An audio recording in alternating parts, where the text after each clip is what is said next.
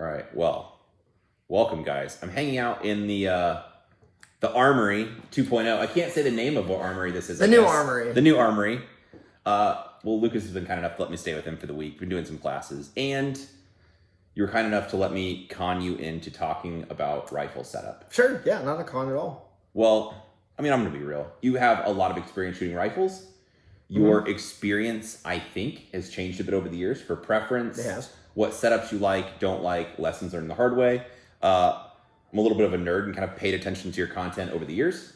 Your newer rifles are set up a little bit differently than your old rifles. So I want to talk through a bunch of that. Just pick your brain on not so much like trying to sell this part, but what people should look for, how you want to set up your rifles, do's, don'ts, lessons learned the hard way, any of that kind of stuff. Sure. Well, cool. Yeah. So I have, thankfully, from my departure from old work, I do have my original gun. That's the OG BCM. The OG gun with all of the original accessories. This was the first gun that I put serious time into and like rounds. I think this one actually, though, I shot it a lot. It's probably at about 15,000 rounds. It never got a barrel swap. By the time I got to that amount, I swapped to new guns. And so I didn't successfully destroy the barrel, but it's not the most accurate gun. But as you will see, everyone, there is a grip in the traditional Lucas method. You were famous for this. Yes, and people told me it was backwards and I was dumb, and then people started doing it themselves. There was a t-shirt even made with there have been t-shirts, yes. I do think it is one of the better ways to run one of these particular grips if you are looking for good control. But what people will notice on my new guns is not a single one has a grip on I noticed that right off the bat. And they do not have grips, and we'll get to that. But this gun, Aimpoint T2, I used a lot of optics on this, and it's great, and they've also gone up in price, so it's a good investment piece. Not really, but you know. Surefire pack, very normal setup, a normal sling. Backup irons, I don't do that anymore because I think they're unnecessary for a lot of reasons. I think I've watched this video. This was like a 16-inch that you had cut to like 13.7. I was one of the first, And this is like Griffin Armament, I think, if I remember right. Yep. I remember the video. You remember, you're a knower. This is a Griffin. I never got a cam for this gun, although I wanted to. It has the collar, and this is probably really a little bit tight carbon on there. locked. Yeah, I had a Warcom thingy that they made for this that I would shoot with because it was cool. But no suppressor ever for this gun. Someday I might rebarrel this and then try to suppress it, but I don't know. But there's a couple things about this gun that are weird. I have a SD3G trigger, which is super fun. And I also have, if memory serves, I don't want to destroy my nails. I think I remember this. I have a JP captured buffer. Now, I think this is kind of worn out because I don't think they last like forever. It supposedly they lower the recoil. You'll see how filthy that is. Like, I've never taken that out. I can tell. I don't think it makes a huge difference because this gun jumps quite a bit, but some guys swear by these, the captured JP systems, and they're also pretty expensive. I think they're about $140. So I don't have those in any other guns. Like I had a few upgrades in these, and then in this gun, and then I moved on, and I never touched those ever again. But it's a cool gun. I still have it. I don't plan on taking it apart too much. But the newest gun, so that's the oldest gun that I have, that I still have. And the newest gun is this right here. This is also a BCM. This is the custom gun that they made for me, which is really fun. And it's a very simple standard BCM with a 11.5-inch upper. This has one of their nicer barrels. I think this is the ELW, their premium upper barrel.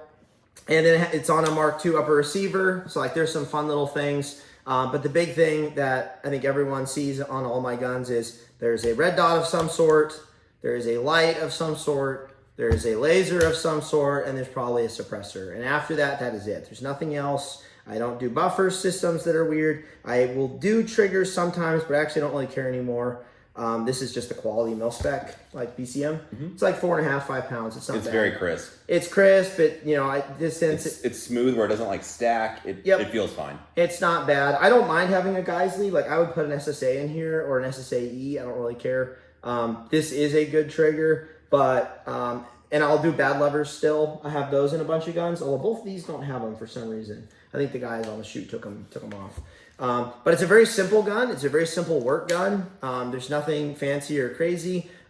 Things that I would like to have are RC3s for the free flow aspect, because these are kind of gassy. I mean, just... This is an RC2, yeah. We talked about the flow-through cans. And BCMs aren't like the best at mitigating gas. I mean, there's other guns that I think are a little better, but as far as just training and shooting, it is a very good gun. And the reason I went back to BCM for my new guns, because I had to get some new weapons, is they are dependable.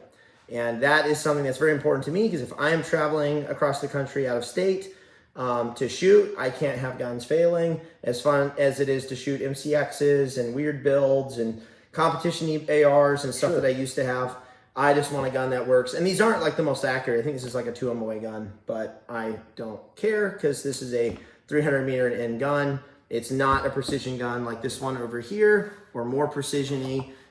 So all my guns are going to look very similar to this if they are in 5.56. This one's cool though. It's a little different. This is a 12.5 with a mini suppressor, which I actually really enjoy. And this gun is quite accurate. I was impressed with how accurate this was. And I have the Night Force 1-8. I normally hate LPVOs for many reasons. They don't do anything well. They're like okay for close range, they're okay for long range, but they don't do anything well. This scope is actually really good. But again, it's kind of that middle of the road. It doesn't, I mean, you know, you've been shooting with LPVOs. You guys know too, you're smart. LPVOs are a compromise. If you're in that particular situation where you're shooting at 400, wow, it's great. If you only have 2 targets up close on 1X, it's like, yeah, it's great, but you start adding in more variables. It's getting dark out. You're shooting with a white light. You're shooting like a moving, like some sort of mover. They're just not as good. It's harder to track targets through them. But this gun's a little weird because it is a short gun. It's a lightweight gun, but I do have the capability of zooming, shooting like head plates at 300, and this gun can actually do it. So, but again, same thing, same trigger, same controls, nothing fancy, no mag wells, no weird recoil systems. It's just a reliable gun that shoots. Dude, I like that. That's what I like. Well, there's a few things. Everybody has their opinions. You talked about it a little bit. LPVO compared to red dot and magnifier. Mm-hmm. I think what mission dictates gear is the line. Is that fair? Sure. Yeah, it is. I mean, honestly, it depends what you're going to use for it. Yeah. They're kind of... Do you have a strong preference at this point for general shooting? I like having one magnifier. So I quickly went out once I was out of old work because I needed magnifiers. I went and got a 5X and a 3X. So they're both here. I like these for versatility. So if I'm taking my normal sort of work gun, red dot rifle, and I'm going to K&M or I'm going somewhere with distance and I want to screw around, I like being able to put these on. If I go on a trip somewhere and I want the option to have some magnification, usually it's like, you know, I'm going to the beach and then I have one of these to just like look around at stuff. It's fun because I can just like throw it on the gun, or like out in the mountains, like if I go to Chattanooga or something. I like having a magnifier on the rifle, and I often use it for like other stuff. I think that's where people need to view these as less for shooting and like more for observation, which is why Wilcox had that really cool dovetail mount for these. So those guys could pop them from the gun, look at stuff. That's the main reason I have magnifiers. They're okay for shooting. Again, they're not as, like, if I have to shoot far away, this is not as good as this, but as soon as I pop this out of the way, this is way better than the scope. So like they're all compromises. They're never the best for anything, but I think most people would be better served buying this than buying a scope that's also more finicky, doesn't hold zero as well.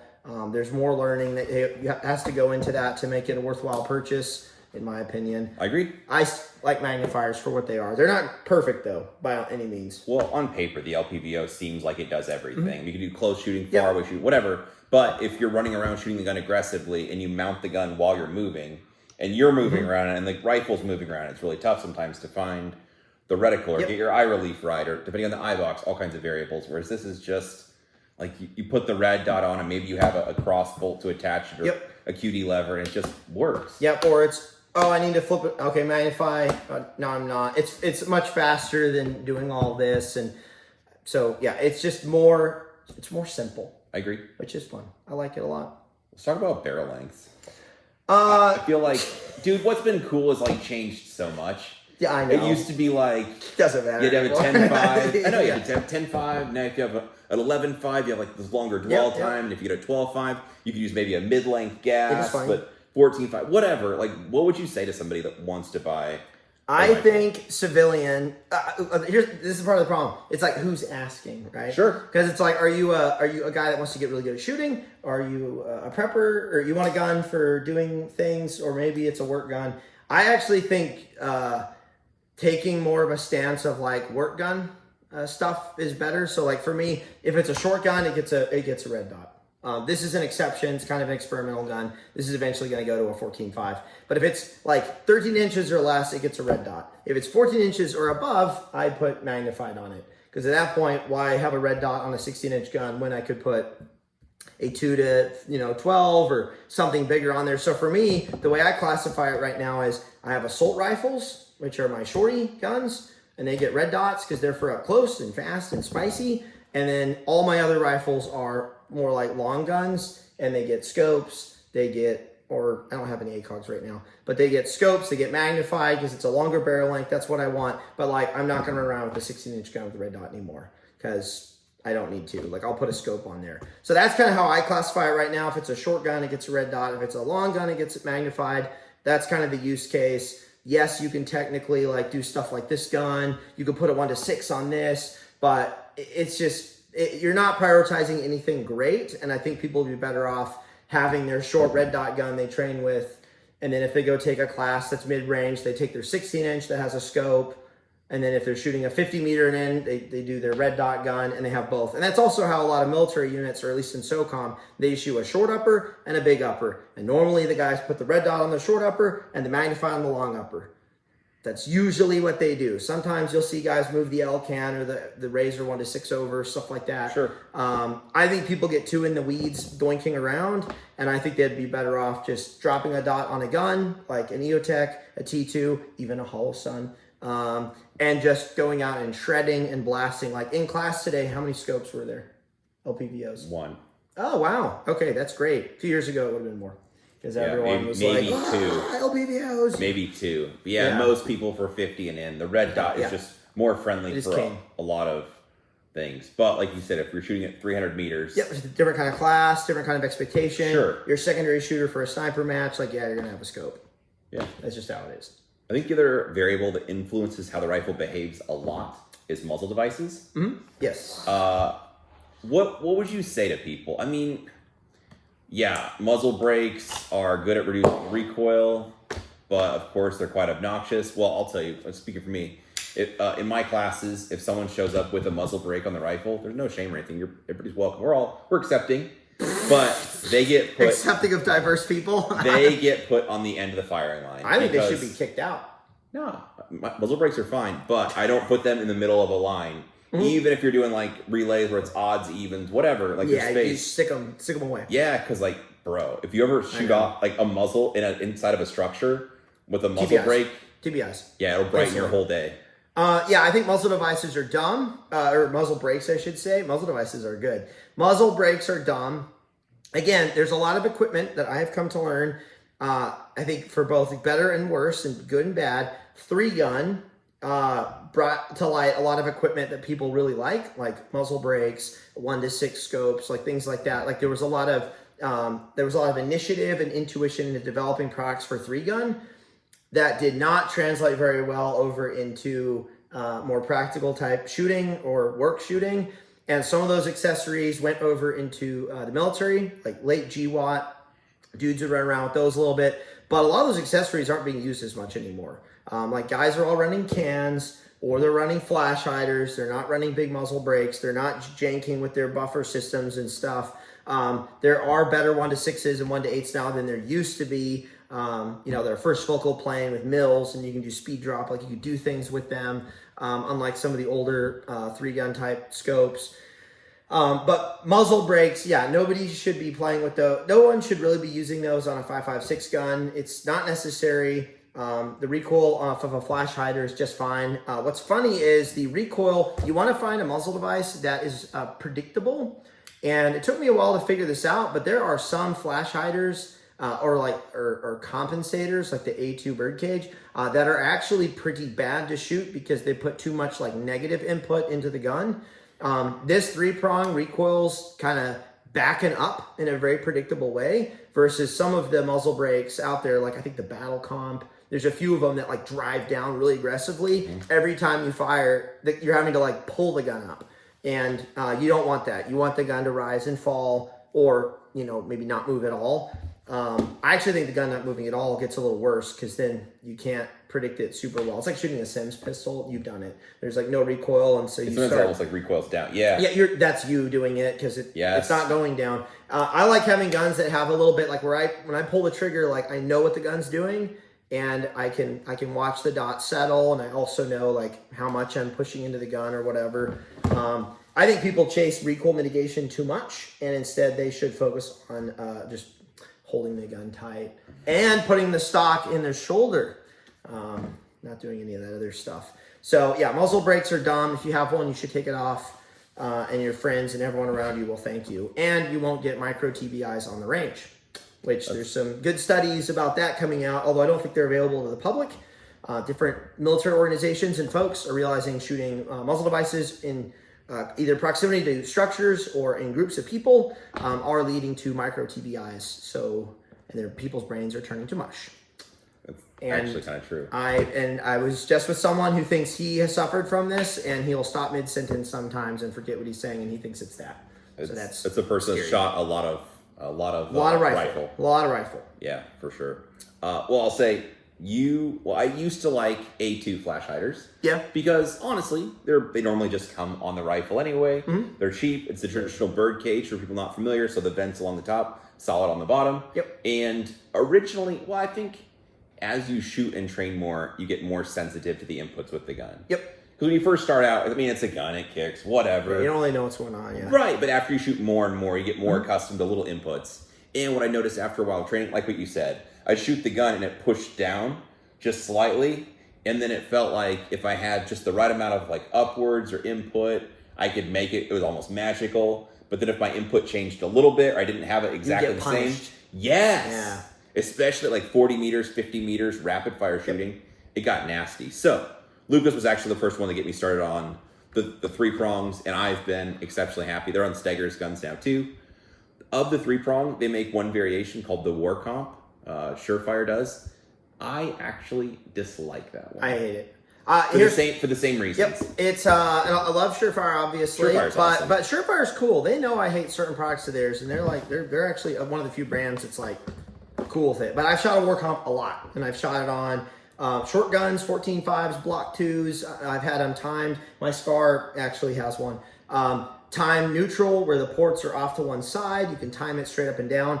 The problem with the War Comp is it is marketed as you time it. So if I'm a right-handed shooter, I put the ports on this side, and so it like keeps the gun neutral. Well, the problem is as soon as I take my hand off of the gun and I go to shoot off of like a barricade or something, well, now I'm getting this unnatural like recoil pattern that, again, I cannot predict very well when I'm shooting steel at 200 or 300. If I go to shoot around a corner or I turn the gun or something, well, now it's also kind of weird. Or if I'm shooting over a car, there's a few things that the War Comp negatively affects, and that's why, again, you want a muzzle device that is even in its dispersion of gas, or however you want to say it, so that when you do start to shoot in those different like weird configurations, like the War Comp, I remember shooting off of a car like this or in weird positions underneath stuff. Having the War Comp opposite from where I was like additionally bad and extra worse. So I don't run War Comps anymore. Also, they're not great with suppressors typically. I mean, they do work. Like my Scar has a War Comp on it. I'll change that at some point. So I wouldn't recommend those weird hybrid devices ever. I would just say get a flash hider that lets the gun go up so that you know where it's going to go. Neutral. Neutral as opposed to a directional. Yep. Because yes, my first experience with the War Comp was I'm a lefty, a right-handed person. Yep. They had it timed and I shot it. It was like pushing really weird. I was like, really weird. It was awful. And I was like, what is this? And I looked at it like, oh boy. Exactly. So yeah, I think, like you said, repeatable, just where it pushes straight back. Maybe it's got a little bit more giddy up, but it's easier to pretty good. And up close, like, and the funny thing is, people will go, oh, well, if my gun jumps, it's going to slow me down. Well, if you're 10 meters and in, like, the gun isn't, it's not jumping so much, it's a problem. Where muzzle brakes make sense is on a large caliber gun, but that's also where the blast gets worse, because when you're shooting a gun that actually will be jumping like completely off target, if you do like a bill drill, yeah, that's when you want to brake. But ARs are not those guns. They don't recoil enough to need that. They're not precision guns. We're not shooting targets at 800 meters and needing the gun to stay flat so we can see like where the splash is. It's just not going to matter on a short 5.56 gun or even a 300 blackout. I agree. Doesn't matter. Well, I've got to interrogate you about the BCM, the hand stop. Your OG gun, the cutoff, the BCM foregrip. So the old thing, you made this popular. Yeah, so normally, like, if you take it out of the box, it's angled one way. Yep. In conventional wisdom, was you should angle back That's correct. towards you. You reverse that, and you use this as kind of a hook, right, to give you more leverage to pull in. Like, we haven't had this conversation yet. I noticed it's on this gun, but it's not on anything new. That's right. I don't think that's out of laziness. No. Why? Oh, yeah, actually. No. What did you learn, observe? Why do you not have it on these guns? So the reason I started moving away from vert grips was two reasons. One, it applies too much pressure, even in this both configurations actually. It will actually drive the gun down considerably. Not so much in the shot, but as you're setting up to take shots, you're applying like too much pressure down and not back into the shoulder. It's kind of hard to explain, but depending on how you have it set up in your shoulder, you'll kind of actually like pull the gun out. Or if you're on certain equipment or whatnot, the pressure is not directly being pulled back into your shoulder, which again is more repeatable than this weird downward pressure that's kind of awkward. And then the main reason is when it comes to shooting from barricades, you're going to run into issues because you don't have a flat surface to shoot off of. Now, the argument for leaving one of these on is, well, now I can jam into something. That assumes you have a barricade that's perfectly flat. And that gives you the perfect ledge to push that. Right, and then it's like, oh yeah, it's great. Or if you can hook it around something so then there's no recoil because it's like recoiling into a hard structure, like, okay, that's cool. But that's like 1 in a million. It's better to just take it off. And then the other reason is, this is more like really specific technique. On this gun, this is too far forward. Like that's another thing is I started to move my hand placement further back on the gun, again, to be more consistent on every rifle. But if I'm shooting right to left, so on my support side, weak side, whatever you want to call it, trying to keep my arm fully extended because of where the grip is not great for that. And I would retract my hand to here. And so I'm constantly fighting with this thing that's in the way when I start shooting dynamically going back and forth. And that's why it's like, hey, if I chop that sucker off, I can grab further forward if I need to. I can grab back here if I need to because I'm doing something weird. I can get to my controls on my laser, like that's some other stuff. It just gets in the way. So they're not on any guns anymore. But what I will say is I did go and buy 2 Magpul foregrips to have, and then Paul sent me like 20 BCM ones for short guns. I think on a short gun, when you have a rail that's like this long and you can't like ergonomically grab it without your elbow and your wrist getting contorted, that's where having a vert grip to kind of relax your grip a little bit on a tiny gun makes a lot of sense. Like an MP5K, a Shorty 300 Blackout, a Rattler. Like I would put those on those guns all day because I'm also not shooting those from like positions and doing weird stuff. And it just relaxes my wrist to being more natural. Then, I mean, I've shot guns like this. Like it sucks for a prolonged period of time. Sure. So I have some grips now for like those guns, but yeah, these guns, no, I prefer grabbing it squarely, just all the way around. That allows me to pull it tight into the body every time. I can still manipulate all my controls, and you'll even see my hand is going to move based on what I'm doing on the gun. Sure. And I don't have a vert grip trapping me in one spot, so I can move up for my white light. I can move up to change my in-gall. I can come back to my pressure switch, and I can actually kind of just move around and do whatever. So that's why I don't use grips anymore. And I mean like ever anymore. Well, I got one back in the day because I thought it would be interesting. I thought it was going to be a little bit of a cheat code, honestly. Yeah. because I thought I was planning on using that type of thing to hook and pull. For me, at least, I ended up kind of doing directional torque. So I found it really, really tough to pull it straight back into my shoulder. Yeah. But instead, I'd want to like torque on the gun. And so I felt like... You wanted to torque on the gun? What? Exactly. No, I ended up like, it was like, I was always directional. It'd be one way or the other. And I felt it really tough to have a repeatable way to mount the rifle. I think there's also something else, and this is maybe getting too much into the kinesiology of the gun, but oh boy, here we go. Having your hand more squarely around the barrel and the thing that you're pointing, I think also makes it a little bit easier to, again, predict on a transition where I'm going versus, I mean, it's why you don't want to grab down here, because you just have less control. You have no control. You have a lot less, and so even if you're relinquishing, 2 or 3 fingers on a grip, it's still not as good as like really driving and pointing the barrel where you want it. Yeah. Some guys even do the whole pointer technique. I don't do that. Have you tried this? No. Okay. They're like, I'm gonna point at the targets I want to shoot at, and I'm like, okay. I prefer keeping it consistent with my other fingers, but I don't know.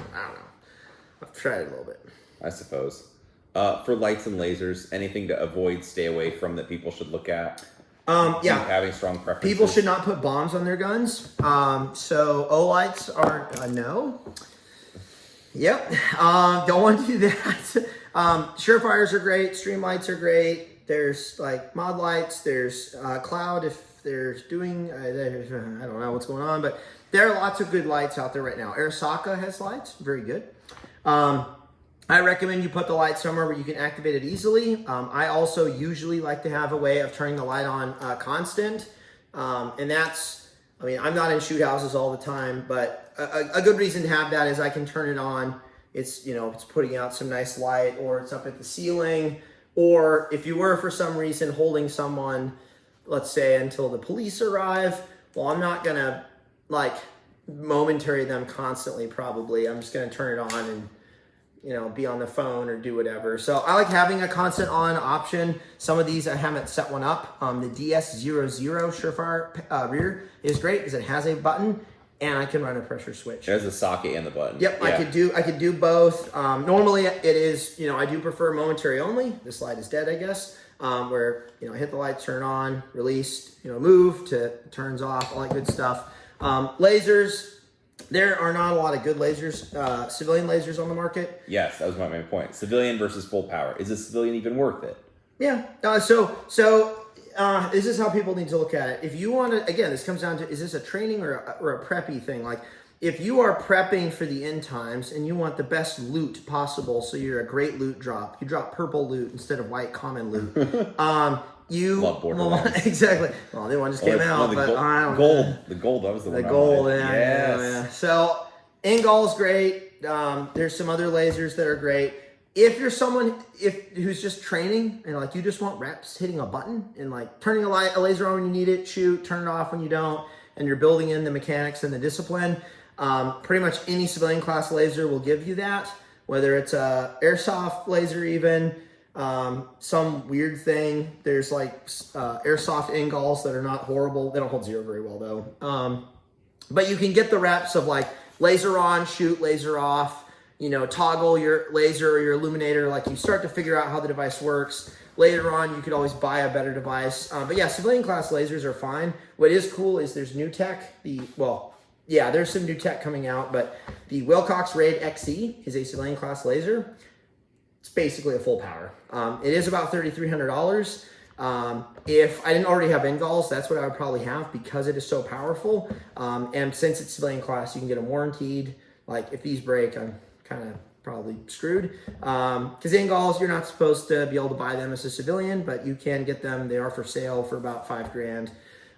So yeah, lasers, there's lots of interesting options. I'm not going to say there's a good option out there because they're either really expensive and weak, or they're like expensive and also weak. And then you have the military ones that are up here. And then you have like old military ones that are full power, like the D-Ball A3, the gray box for like 1600, or a PEC 15 that might be kind of shoddy, and the illuminator splashy for like 1800. There's no like clear option for like, hey, this guy's $2,000.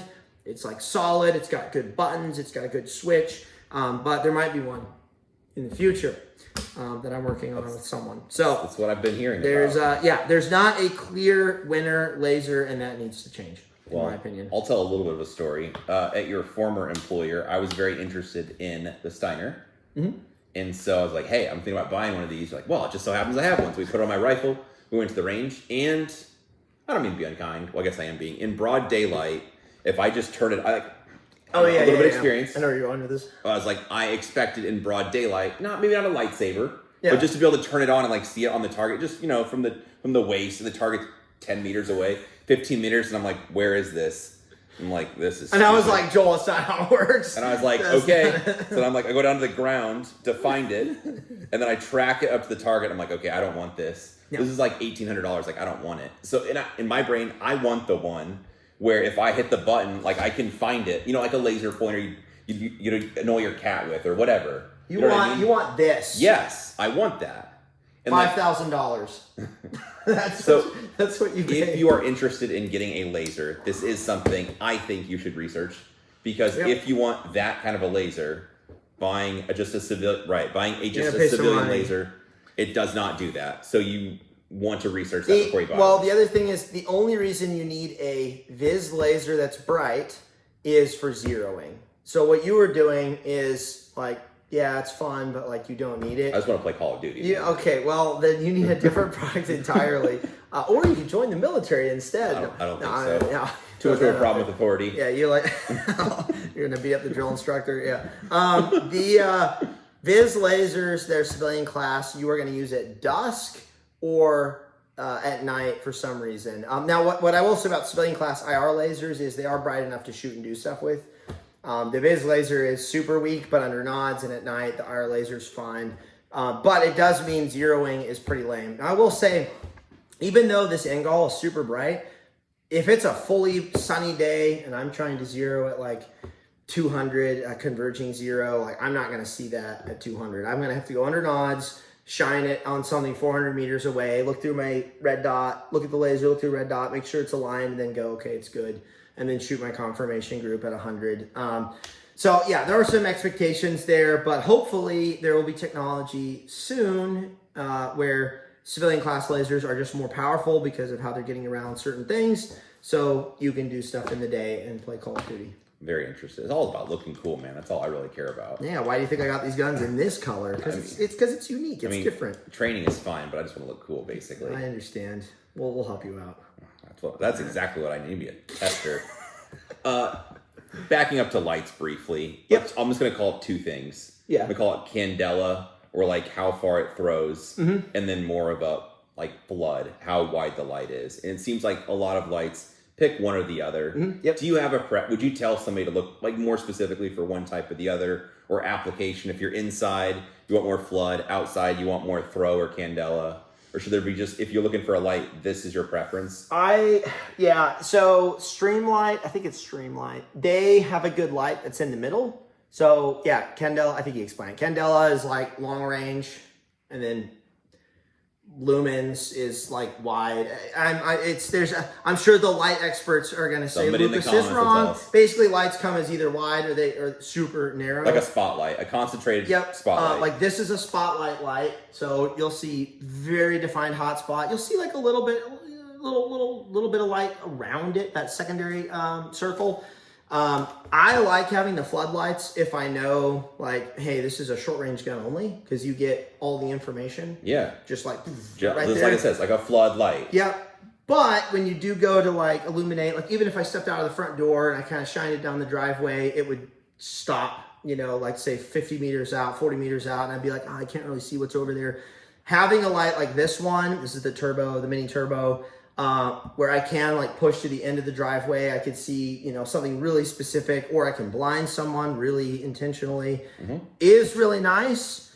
I think lights made that are in the middle. I think Streamlight has one, their new ProTac HLX thing. Yep, I'm familiar with that one. Is probably the best for most people. But if you're someone who understands the kind of what's going on with flood or long range, I'd say it doesn't matter. Like get one, like use it, shoot with it. Realistically, you're probably not going to use it past 25 meters anyway. But I will say I've talked to a lot of guys who really enjoy having this to shine in people's faces. and they have gotten people to comply much, in their opinion, much faster and more easily, shining this in their face over their traditional sort of wide flood that just like hits the whole room. They can actually designate like you like comply, and then another guy hits the other person, and they can really put light on, you know, or transition between people. So like that's cool. You know, hearing that from them. Ooh, there's a little. Oh no, we're good. If water gets in here, I'm screwed. Oh no. No, we're all right. That's a $500 pressure switch. Oh. Yeah, again, it's pretty dumb. So, yeah, I would say it matters and it doesn't matter. It's just kind of, you know, it's like a video game. What sort of feature do you want to prioritize? And then where do you put your skill points? Yeah, where do you put your points? Long range, short range, flood. I will say being able to see a lot of stuff right away is great. These lights, if it's a completely pitch dark room, like you are basically only going to see what that light is directly aimed at. So, this turbo one, that is. I like the turbos. I do too. They're great. I think these are both turbos, but I also have like flood ones as well. For sure, if I were to speak, the ultras would be the ones with more of the flood. The turbos, the one with the more concentrated hotspot, or the higher candela. That is correct. I like the turbo stuff. Talking to some coppers, they like the turbos because, like your driveway analogy, if you don't want to just like, you don't want to see a person's there, you want to see what is in their hands. The added candela or the really tighter beam, people like that. Because it punches through daylight better. For like, they're back in a garage that's dimly lit and you're in sunlight, the ability to shine back there and punch through and see what, like, specifically what's in their hands. Or car tint. I've heard a lot of like professionals prefer the higher candela, but I'm checking people's car tint all the time. I'm not even a professional Call of Duty person, so I just like looking cool. Oh, okay. I try to look cool. I like it. Yeah. No, the turbos are good. So I'm a fan. What about triggers? We talked about it a little bit earlier. Do you have any preference? Single stage. I don't. No spec. Again, I think the biggest thing is reliability. There are a lot of triggers developed for 3-gun back in the day that are super light. You could double tap them really easily. They can be finicky, like, you know, they're primers get shot back there into the trigger group, flakes from the brass, carbine because you don't clean your gun because you realize you don't have to do that all the time. And then they shut down. And I've shot some of those triggers. I'm not a huge fan of a lot of those sort of 3-gun specific triggers. And that's why companies like Geisley and even companies like BCM, they're kind of doing their own quality mil spec. They're focusing more on reliability and some performance instead of like just performance. So I stick to the brands that go into like issued guns. So like Geisley, because again, that's what I'm prioritizing. Like I don't need, especially on an AR like this, I don't need a trigger that breaks like the most perfectly, that's a pound, that resets the shortest possible. Like I don't need that. I don't need to split this gun any faster than 0.14 or 1.5. And realistically, I can do that with this trigger anyway. So I think most people, whatever trigger you already have is fine, unless you happen to get a mil spec on the edge of like 7 pounds or even like 6.5 pounds, which I've had in some of the cheaper guns, tolerance stacking and all that, where I'm like, yeah, this is not a 5.5 pound trigger. This is like a 7 or 8 pound trigger. Definitely swap that out. Get like an ALG. I think that one's my favorite. The ALG ACT. It's like $70, $60. LaRue has a trigger that's really good. Yeah. That's also like $80. And then after you drop it in, like you're done. You don't need to go play the trigger game and buy like triggers from like, unless you're a nerd, like from 8 different companies, and then you're like, this one breaks so perfectly, nicely. Like at some point, they kind of all feel the same, in my opinion. Now, when you get to precision guns, that's when it's a little different, because you do want a trigger that's like got that really refined break. It's also a little bit lighter, so I have like, I actually don't know what's in my crazy guns. Seekins puts a nice trigger in there, SP10M, and that's a very light break, single stage, trigger. Sure. As far as the stages goes, I am a single stage boy now. I don't 2-stage anything. Not Really? even my precision guns. Absolutely not. Okay. I want to go to the trigger. Now, I have a 2-stage in one of my guns because it's a carryover, but I like being on the trigger, and I know, double check again. It's about to get loud. I know, yeah, plug your ears. We're going to find out it's loaded. I like being on the trigger, and I know when I put pressure on it, it goes. Instead of playing the whole like, oh, I've got to take up like half of it. Because when you start shooting and running and gunning, especially I had this trouble a lot in the summer. Like I'd be sweaty, triggers got oil and sweat on it and stuff. I couldn't find the second stage anyway on most drills, and I was slamming through it. Yeah. Well, I wasn't doing that. I was just slamming through the 2-stage anyway. I feel like that was an internet meme for a while. I can bring it back. So yeah, I do single stage now because it's repeatable with all my other guns, and it's just I pull it and it goes bang. It's very simple. And I don't have to worry about anything. So, and I've talked to a lot of guys who've kind of gone through the same thing. They had 2 stages. They started shooting precision guns single stage. They moved their ARs over. It's all single stage. They don't really doink around. I actually think in the future 2-stage will go away because it's too complex of a, like, I don't want to say a fine motor skill because I hate that, but like there's just too much going on there for you to think about when you need to be thinking about what's going on down there. And odds are you're going to slam through the whole thing anyway. So why not just do a single stage? It's too fine motor of a skill, just like you'll never find this ping pong never paddle find it, or the button to release your clip. Now, I will say, speaking of that problem I had, I started putting skate tape on my light triggers on the front. Really? And that was actually very effective. Yep, I would just add a little piece, and so when my finger was on it, I knew it was on the trigger. I could finesse it like a little bit better. I'm not doing it on these triggers because I don't need to, but I had those on all my SSAEs. That was a great little mod, and they stayed on, which is crazy. I thought they would come off. Never heard of anybody doing that. That's actually super interesting. Yeah. Dude, this has been good. Any advice to somebody then who wants to like just buy a rifle? What would you say? I'll word my question differently.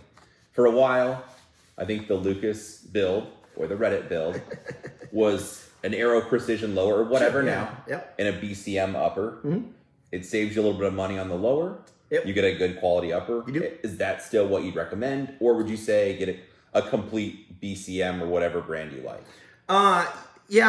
So I think everyone should have an expectation of probably spending, and people aren't gonna like this answer, around $1,200 for your rifle before accessories. So, and before accessories, I mean optics, lights, lasers. Trigger, I count as part of the build. Like even a bad lever, I mean that's like $20. You should expect about $1,200 to have something nice that has a decent muzzle device, like a 3-prong. It's about $120. A decent trigger, that's about $80. You know, a good stock, not the the mil-spec waffle stock's like okay, but you know, some of the surface area and the backside is not great. Like about $1,200. So you can do that with like a BCM upper and a lower from someone else. There's factory guns that cost that much. And then you can always go up a little bit more from that. But the people that are trying to go out and buy like $400 rifles, like PSAs and stuff, that can work. I will say I've had plenty of those guns have problems with me. If you buy that gun, just go in expecting that you're going to have to upgrade stuff as you go and fix things and have problems. And the gun will be, you know, very over-gassed most likely. And the gas block is going to be turned and rotated. Your FSP is not going to be straight. Like, there's a reason $400 guns are $400 guns. So let's put it that way. So if you do that, just go in with the expectation that that is a training gun. You probably shouldn't be trusting it for some crazy operation unless it's like your only gun. You know, obviously it's all you have. But yeah, I think a BCM is great because it's dependable and it's reliable. They've stood the test of time so far. They've been around for a long time. My new guns are working great, and my old gun over here also still works great if I go and shoot it. There's a lot of new companies now, companies I haven't shot guns from, like Sons of Liberty.